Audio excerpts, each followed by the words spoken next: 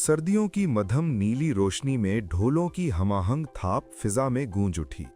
सेचवान के मसालों की खुशबू ने बुदापेस्ट के 10वें ज़िले के सनती माहौल को रंगीन और जानदार मंजर में बदल दिया। घोड़े के साल ने सिर्फ कमरी कैलेंडर की एक तारीख के तौर पर ही हंगरी के दारुल हुकूमत में अपनी रौनकें नहीं बिखेरीं, बल्कि ये शानदार जश्न के तौर पर तेज़ी से यूरोप की शहरी जिंदगी के माहौल का हिस्सा बन गया है। मकामी रिहायशी कारीना सजाक्स बुदापेस्ट के China town spring festival temple fair में पहली बार गईं। उनके लिए ये एक निहायत जज्बाती और पुरलुत्फ तजर्बा था। चीनी ओपेरा की जादुई धुनों ने उन्हें सबसे ज्यादा मुतासिर किया। मैं अपने दोस्त के साथ आई हूँ। यहाँ पर ये हमारा पहला साल है और हम यहाँ आके बहुत पुरजोश हैं। अब तक सब कुछ बहुत पसंद आया। सब लोग बहुत मेहरबान हैं।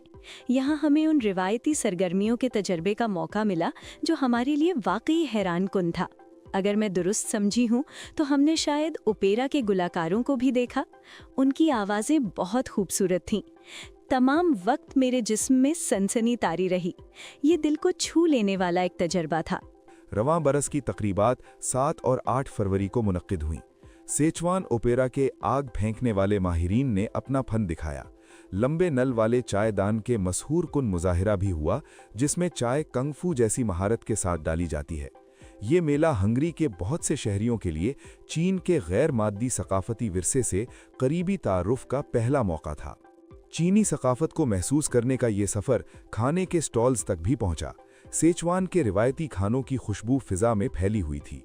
चंगदू के 2 माहिर शेफ्स अनथक मेहनत करते हुए मसालेदार नूडल्स और मीठे मोची तैयार कर रहे थे। दूसरी तरफ भूख से परेशान मकामी अफराद की कतार बढ़ती जा रही थी। मुतअद्दिद शुरका जैसे फ्रैंक और उनकी बेटी इज़ाबेला के लिए ये त्योहार एक पसंदीदा ख़ानदानी रिवायत बन चुका है। उनका यहाँ पर ये चौथा साल है।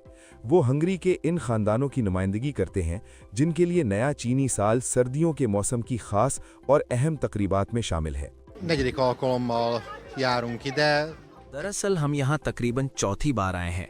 हमें हर बार यहाँ वापस आना अच्छा लगता है। माहौल शानदार है। ये जगह और यहाँ की मजमूई कैफियत दोनों हमें पसंद है। बच्चों ने कुछ प्रिंटिंग की, आर्जी टैटू बनाए और अब वो ड्रैगन से मुताल्लिक सरगर्मियों में मसरूफ़ हैं। बुनियादी तौर पर हम यहाँ दस्तयाब हर चीज़ आजमा रहे हैं। हम सब कुछ देखना और तजुर्बा करना चाहते हैं। मेरे ख्याल में ड्रैगन रक्स बहुत खूबसूरत है। वजह ये है कि ड्रैगन सजे हुए और रंग बिरंगे होते हैं। सकाफत की तलाश के उन्वान से कायम खैमे में मेहमानों ने अपने गर्म कोट उतारकर रिवायती लिबास हान फू पहना, खत्ताती के ब्रश के इस्तेमाल की मशक की और रिवायती चीनी तिब के कदीम उलूम का अमली तजर्बा हासिल किया।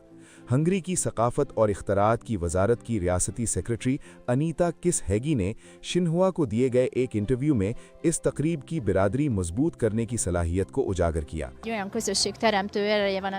इस त्यौहार की एक ख़ास बात यह है कि ये दोनों ममालिक की सकाफतों को करीब लाने और बरादरी के ताल्लुकात मजबूत करने में मदद देता है। हंगरी के लोग यहाँ आकर चीनी सकाफत, चीनी रिवायात और खाने पीने की चीज़ों को करीब से जान सकते हैं। ये एक मुनफरिद तजुर्बा है और मेरे ख्याल में बहार का चीनी त्यौहार इसका शानदार मौका है। ये जश्न इस बात की बेहतरीन मिसाल है कि मुख्तलिफ बरादरियाँ किस तरह इकट्ठी होकर एक ख़ास और यादगार तजुर्बा शेयर कर सकती हैं। हंगरी में चीन के सफ़ीर गोंग ताओ ने कहा कि अब ज़्यादातर मकामी ख़ानदान डम्पलिंग्स और शेर रक्स जैसी चीनी रिवायात को अपना रहे हैं। इस वजह से बहार का त्यौहार मुख्तलिफ तहजीबों को जोड़ने वाली एक अहम कड़ी बन गया है।